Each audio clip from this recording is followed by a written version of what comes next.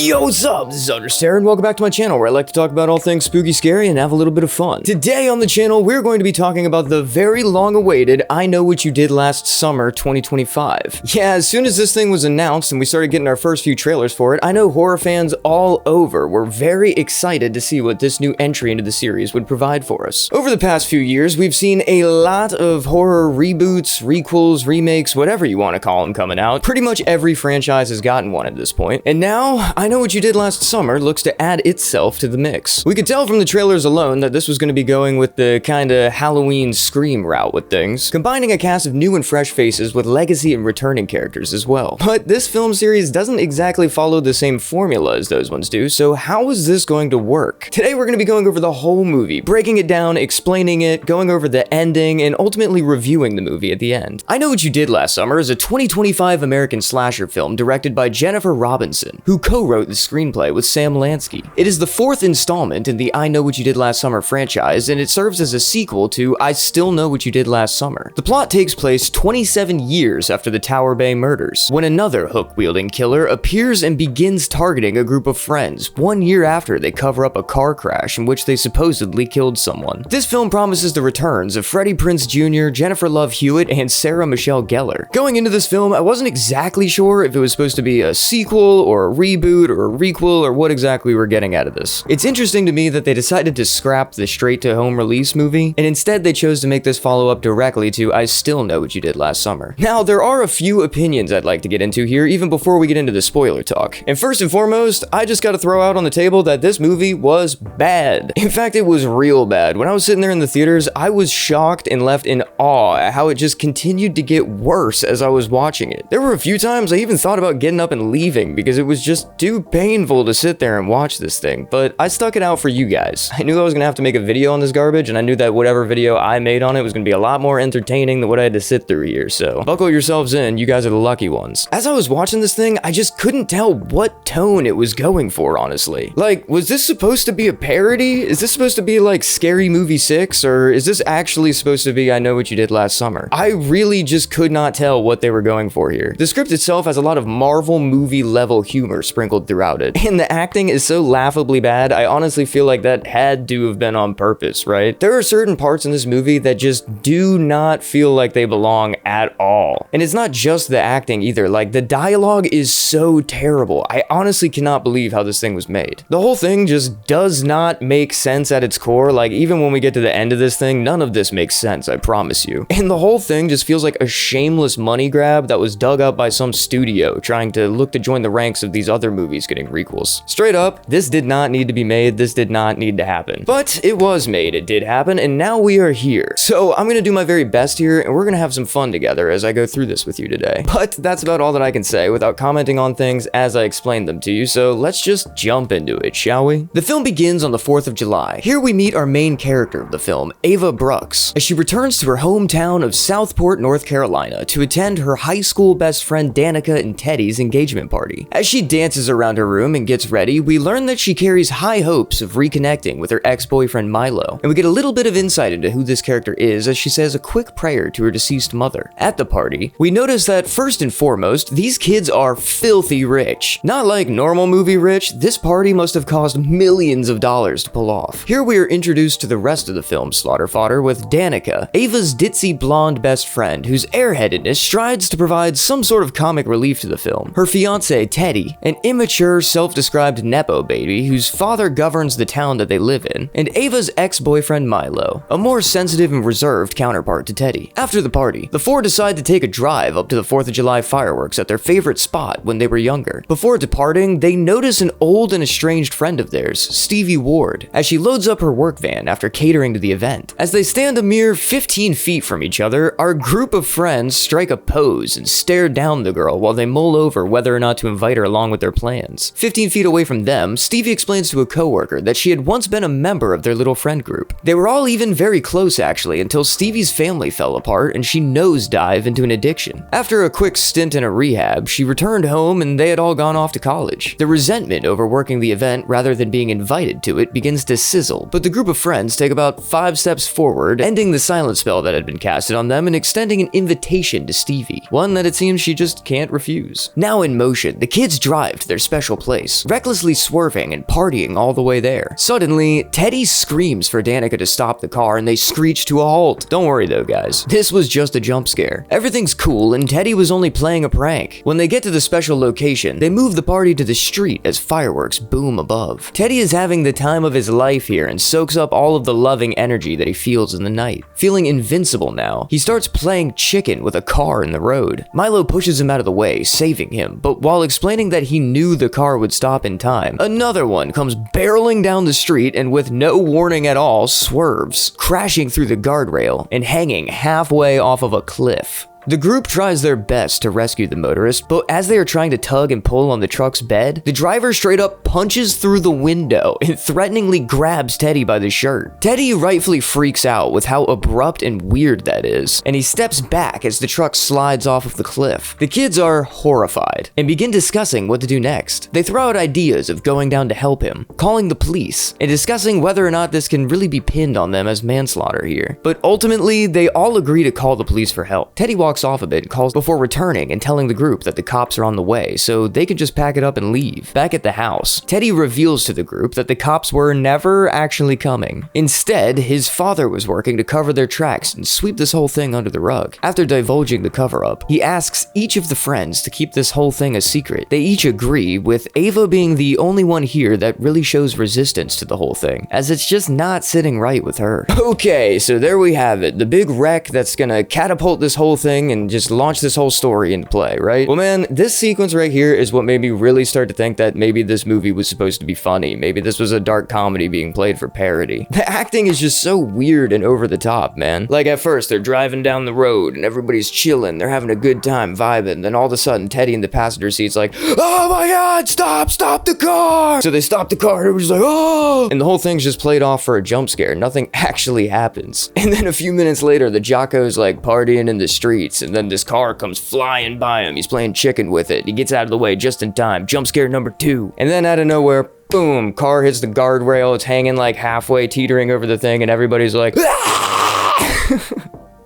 No, honestly, the acting here is priceless. The response that they have when they see this guy hit this guardrail is like they just saw somebody get Thanos snapped in front of them. It's like the appropriate response to seeing that girl get hit by the bus in Final Destination. So they all immediately try to help this guy, right? They're pulling on the back of his truck. They're trying to get him to safety. They're doing their absolute best that they can. And honestly, like, it wasn't really their fault that this happened. The dude came barreling around that corner, didn't hit his brakes or nothing, and then he just hit the guardrail. But okay, I'll give it to you. Teddy was in the middle of the road. That's probably against the law, right? Whatever. But they're still trying to help this guy to the best of their ability, and then out of nowhere, he just punches through the window and grabs Teddy by the shirt. Dude, it's insane. The intensity is ridiculous. It's not behaving like a dude that's like trying to get out of the truck and needs help. He's not like, guys, help me, please help me. No, this dude aggressively punches through the window, grabs Teddy by the shirt, and then Teddy kind of does one of these and gets out of it real quick. Shirt slides right off of him, and boom, truck goes over the edge. Everybody immediately freaks out, and they all want to go down to help him. Straight up, I don't know what else they were supposed to do here. They all acted pretty accordingly, and I think that they really did their best to try to save this guy. The only one of them that really interfered with that whole mess was Teddy, I guess, because he called his dad, and his dad did everything from there. He cleaned it up or whatever. But for real,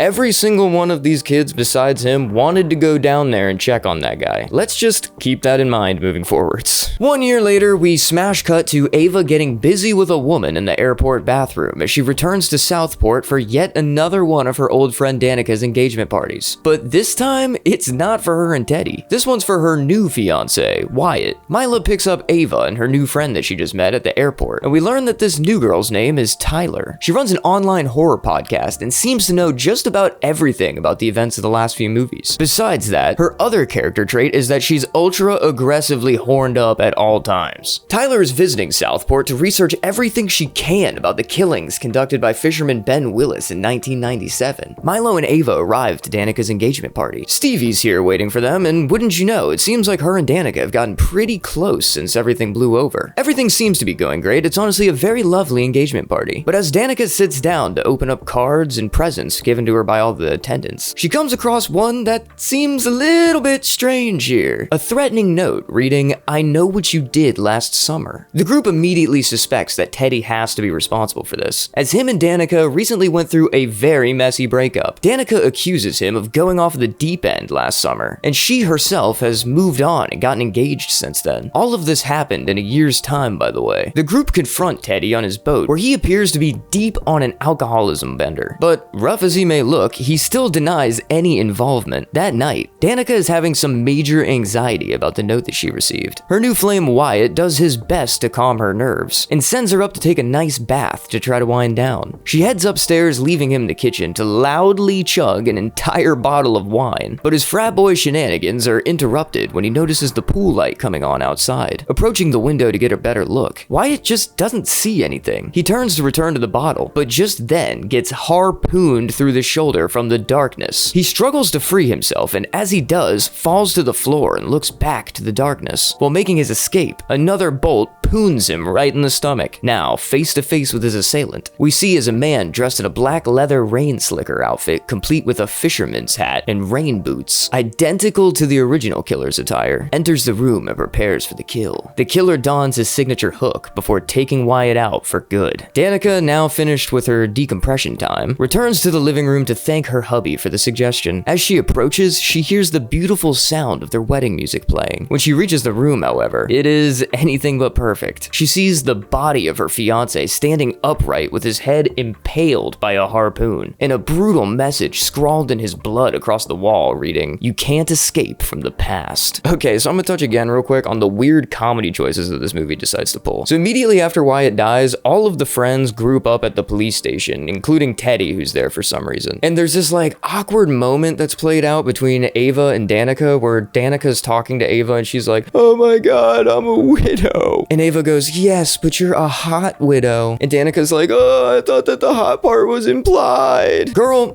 your fiance just died. You just saw him standing up straight with like a harpoon going through his... Dude, the comedy choices here are just so bizarre. And like in the scene when Wyatt's being hunted down by the fisherman and he's about to get harpooned, he turns towards the camera. And keep in mind, there's like full horror movie score bumping in the background. Bum, bum, bum. He turns towards the camera and he goes, "Bro, no!" And when he does it, the sound just like completely cuts out as if he's like hitting a Marvel one-liner. It's so atrociously disgusting. I cannot believe it. And also, while I have you here, I gotta talk about the absolutely insane editing style that they decided to go for this. Like, it's so confusing and disorientating, it kind of makes me wonder what is even going on in these images that I'm seeing. Like, when the guy gets harpooned through the chest, it doesn't break through the glass or anything. It kind of comes through an open door that wasn't open in the shot right before it. It doesn't make any sense visually. And the fisherman literally emerges from the darkness. And this isn't the only time we'll see this throughout the movie. It's kind of bizarre. The editing is just so all over the place, honestly. Now convinced that someone has to know about the crash from last year and is coming after them, the group decides to study the events of the past films and try to make a game plan here. Taking matters into her own hands, Ava visits her horror podcast hookup partner, Tyler, who takes her around town and teaches her about the history and landmarks of, yeah, the town that she lives in for some reason. They arrive to the now shuttered Shivers, where fisherman Ben murdered Elsa back in 1997. The two exchange some very red herring heavy dialogue, teasing that Tyler could be the killer, and Ava shoots a text to Stevie alerting her of this. But this theory is put to rest when the new fisherman ambushes them. He chases Ava around for a bit, but she manages to get the upper hand and link back with Tyler as they try to escape. A perfectly positioned fishing cage hanging from the ceiling falls and traps Ava, separating her from Tyler. Tyler runs off as Ava begins unscrewing the locks on the cage, and Tyler manages to find her way to an upper level of the area. Here, she is caught by the killer. The two struggle a bit, and Tyler even manages to unmask her assailant, letting out a "It's you" before being thrown from a window with a sheet wrapped around her neck. Ava unscrews the locks on her cage as Stevie arrives just in time to the spot, and as they walk outside, we see Tyler's body hanging cold in front of them. Now knowing Tyler's not the killer, Ava tracks down the surviving Julie James from the first film and explains to her the predicament that they're in. situation. She can't do much to help as she's vowed to never return to the small town, but she does offer that Ava and her friends should look into the accident that sparked all of this. It was said that the person who died in that tragic accident was a man named Sam Cooper, who is believed to be completely single with no family to look into what happened whatsoever. Julie states that everyone has someone that cares about them and instructs Ava to look into where his car was registered to. Right, so they dragged Jennifer Love Hewitt back into this franchise, and while she was gone, it seems like she completely forgot how to act. I'm not trying to be rude here, I'm not trying to hammer down on her, I get it, but like, this is really awful. I swear to you guys, honestly, I swear, there is a part of dialogue right here where Ava tells her about what's happening and Jennifer Love Hewitt responds with, "Then I only have one question for you. What did you do last summer?" Man, it's so rough. Returning home to search for more clues, Ava visits a town hall meeting where Teddy's father and the local sheriff decide the killing of Wyatt and the death of Tyler must be completely unrelated, stating that Tyler likely did it to herself. Ava interjects that this is impossible, being that she was there and was chased by a masked killer. And what do you know, Ray Bronson from the first movie also speaks his piece here. He accuses Teddy's father Grant of covering up these murders, just like he did with the 1997 killings, in an attempt to boost the town's wider tourist appeal. After the meeting concludes, Stevie approaches her boss and asks him why he'd never told her about what happened to him 3 decades ago. To this he responds, "I don't know, why would I?" She tells him that they need to talk to him. He's confused who they are, but as he stumbles out of his office, he sees our group all lined up and posing like they're in a Gap commercial. He tells them about what he went through, and to this, Teddy thinks they need to just hop on his boat and run to Miami. Ray shuts this idea down though, saying there's no way it would get them to safety. Why? Good question. He doesn't answer this for us. He simply dismisses this as being a dumb idea and then tells the kids to just stay put. Ray, having the knowledge that Ava went out looking for counsel from Julie, decides to pay her a little visit. We find out here that they actually are divorced and had become married in between the films. He scolds her for telling the kids to try to uncover the killer for themselves, claiming that this was just careless and risky. But Ava, Milo, and Stevie still go to the town's local scrapyard and try to uncover any info that they could about the car involved in the crash. After some uncomfortable hijinks, they're able to learn that the car Sam was actually driving belonged to a local pastor named Judah. Hey guys, Eldritch Terror here again to tell you that the tone of this movie is so weird. When they go into the scrapyard to talk to the guy about the truck getting moved in there, the way that they go about it is so bizarre, and it's all played off for laughs. It just does not make any sense to me tonally in this movie. It's like the entire time this thing cannot decide if it wants to be a dark comedy or a more serious movie. I mean, honestly, at some points it's just a straight up parody of itself, like it's self-aware or something. I don't understand what's going on here. Between the pose that the gang strikes while they're waiting for Ray to come out and Ava's outbursts at the town hall meeting, this thing is straight up giving Disney vibes at this point. Like, really, it's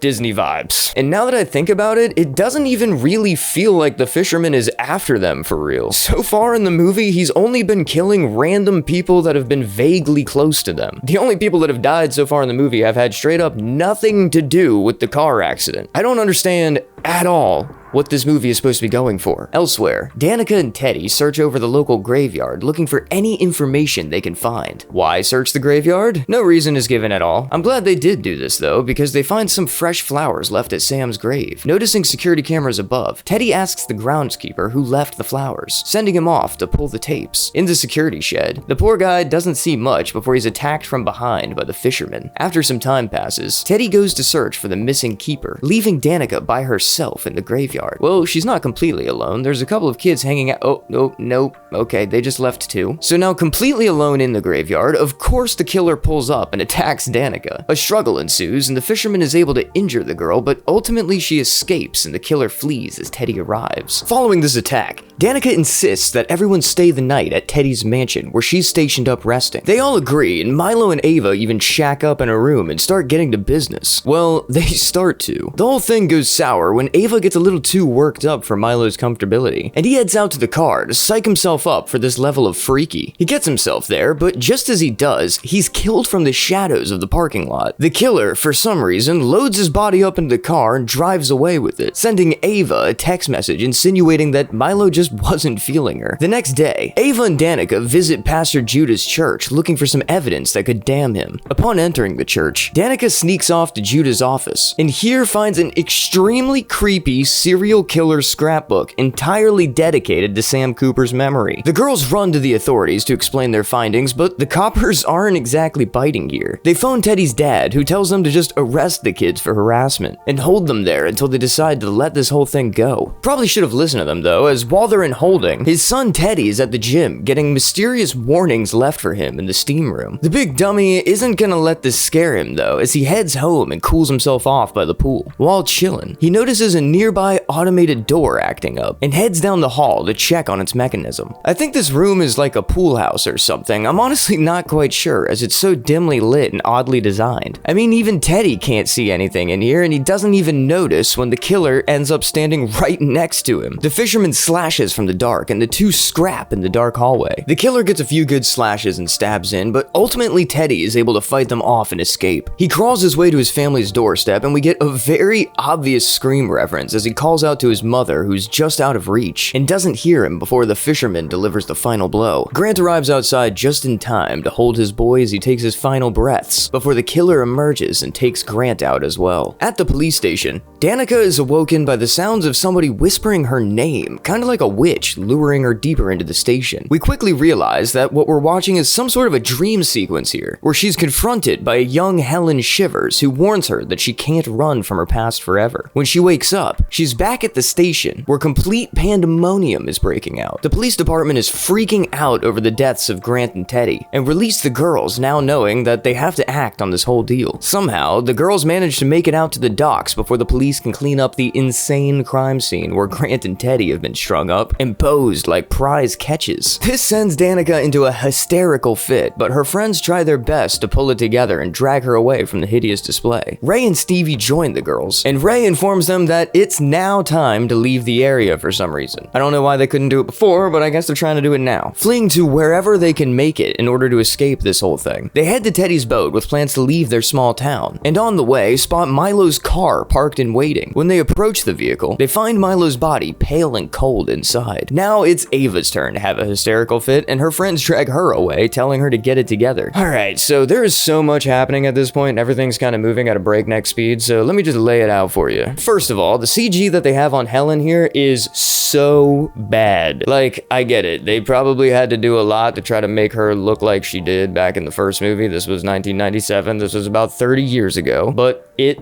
doesn't look good. This thing looks like a deep fried meme that you'd see on TikTok. As I mentioned at the beginning of this dream sequence, you actually hear like whispers leading her into where she's meeting Helen, right? Well, these weird like witchy ghosty whispers actually are featured a few times throughout the movie, and I do not understand why that was felt to be included. When we see Jennifer Love Hewitt's character earlier in the movie, she's also hearing these like whispers going around her, almost as if in a former version of the script they wanted to include some kind of supernatural factors into the mix. There's truly just so much that happens throughout this movie that doesn't make any sense at all. Speaking of things that don't make any sense at all, it seems that the police finally decided to investigate Pastor Judah after they found the bodies of Grant and Teddy, but it doesn't seem to go over the way that we thought it would. When the cops arrive, guns drawn, it turns out that the pastor is already dead. What does that mean? I don't know. Hopefully we'll find out. Spoiler alert, we don't, but I'll talk about it more later anyway. They all make it to the boat and set off into the random open waters with Ray following closely behind. On the boat, we think that our problems have been solved and our protagonists are on their way to safety, right? Nope. It's time for the plot twist. While Stevie and Ava are plotting their course, Stevie puts on the full fisherman costume and gives up her plot as she explains to Ava that she had been the killer the whole time. Why on earth would she do this, you ask? Well, that's simple. You see, before the events of the movie, Stevie's family fell apart when her dad left them and sent her into a deep drug addiction. She went off to rehab and while there, met a man named Sam Cooper. They fell in love, got clean, and dedicated themselves to Christ in an attempt to turn things around for them. This lasted a while until that fateful night 1 year ago when the car went over the guardrails. You see, Sam was worried about Stevie being out so late and borrowed Pastor Judah's car to go check on her. She didn't know about any of this until the day after they all swore swore not to talk about it. And ever since, she's been working out her year-long revenge plot, apparently. Stevie attacks, and their fight spills onto the top deck where Danica is located. She tries to help, but finds herself at the center of the attack instead. Ava flees to the back of the ship and alerts Ray, who's following them, of trouble. He boards their ship, and as he and Ava make it back to the struggle, Stevie manages to hold the upper hand. With the killer now held at gunpoint by Ray, Danica tries to reverse the hold, but gets herself straight up disemboweled by Stevie using the classic fisherman hook. With her insides on the outside, Stevie tosses Danica's body to the water below. Ray questions why Stevie would do this, and after she screeches out that her former friends took it all away from her, Ray gives her a bullet to the brain, which sends her falling to the waters below. With the twist unveiled and the killer disposed of, Ray informs the authorities off-screen what happened with Stevie, while Ava calls up Julie to explain what she discovered. While Julie hears this, she gets upset for some reason and runs to her computer to look at the website of the bar Stevie and Ray worked at. While looking at the page, something inside of her clicks and she sets off to meet with Ava, neglecting to call her or inform anyone, including us the audience, of what the actual heck is going on here. At the bar, Ray and Ava arrive and try their best to settle down after the eventful day. Ray offers Ava a change of clothes, but for some reason, this inspires a quick single one-frame flash of the fisherman that I guess is supposed to mean something to us. It for sure meant something to Ava, as she gets wildly uncomfortable and goes to leave the bar. The doors are locked, and as she reaches for it, we see Ray emerge from the back, claiming that, oh my god, he was one of the killers the whole time. The two clash, with Ray driving a knife into her back and leaving her to bleed out. Moments later, Julie arrives to find Ava and confronts Ray herself. He explains his motivations for helping Stevie, claiming that these kids took everything from her and everything from him when they forgot about and covered up what happened to him and Julie all those years ago. Julie gets in his face about this and drops her overly enthusiastic one-liner from the first film. "What are you waiting for? What are you waiting for?" And then Ray is straight up pooned in the gut by Ava from behind. Sometime, somewhere, and somehow later, Danica's body washes ashore and she's rushed to the hospital by some locals. Oh wow, they gave us a big double twist. So sophisticated. Yeah, no, absolutely not. So let's break down why this doesn't make any sense killer by killer, shall we? First of all, why Stevie? Why would you select one of the kids from the original group? And if you were gonna do it, why do it with her and why do it in this way? This just doesn't make any sense to me. So you're telling me that she went through the whole experience, the whole rundown with everybody. She knows exactly what happened and how it happened. And you're also telling me that she was one of the people that was more reluctant to go check on the guy. At the end of the day, Ava was the only one that truly was not okay with this whole thing from the jump. But she just doesn't care about that. She doesn't care that none of the friends really tried everything that they could to help this guy. Don't you think that if she really wanted to be mad, she would just be mad at Teddy and his family? No, we're taking it down on everybody, including any random people that are just vaguely around these guys. Okay, whatever, I get it. It's also mentioned that Stevie is the one that killed the pastor to tie up loose ends, but why did that guy have that whole book with all of that crazy paraphernalia in it? Straight up, this thing was a manifesto dedicated to the Sam Cooper guy. Why did he have that stored in his desk? Are we implying that Stevie put it there? Because I don't think that they said that in the movie. And now let's talk about the killer that makes even less sense than that. Why was Ray a killer in this movie? Oh my god, man. No, for real, I'm about to full on crash out. This doesn't make any sense. He says that his motivation in this movie is just to help out Stevie because they took everything from her and they tried to bury everything that happened to him. Dude, whatever. People know about this. I mean, take Tyler's character, for example. Her entire existence in this movie is that she knows about this and that she's trying to spread more about this to the world. And he killed her. And he killed her. His motivation is that he wants people to know about what happened back in '97, and he killed the person that was trying to do that. Before anybody else even. What is happening? And why did he shoot Stevie on the boat? It was just him and her and Danica and Ava, and they could have just straight up ended the whole thing right there. They had the whole game in their hands. We'll touch on this a little bit more in just a second. I don't want to get too ahead of myself, but come on, man. They had so many chances to just end this whole thing. If the killer was Ray and the killer was Stevie, then why did we just tease this whole thing out like this? It doesn't make any sense. The only sense that it makes is to have a movie. It's just a completely illogical, ridiculous movie script. And I cannot stand stuff like that, man. That is the one thing that just really irks me out. And yeah, so Danica survives. I don't know how that happens. She's completely disemboweled and thrown off of a boat into the open ocean, but she finds finds a way to wash herself up on shore and get rescued by a local. And like, you'd think that this would be a very tender moment in the movie because she survived after all of that, you know what I mean? But nope, it's another one played for a weird Marvel joke. A lady finds her on the beach and she's like, hey, oh my god, are you okay? Oh my god, look at you. And Danica just goes, hospital. Dude, it's rough. It's so bad. So, the final scene of the movie, and I'm just gonna tell you this face to face because I don't have any footage to show you, and this is just so ridiculous, I'd rather just tell you. The final scene of the movie is Danica and Ava as they're leaving the hospital having survived this whole thing, and they go to have a little lunch date on the beach.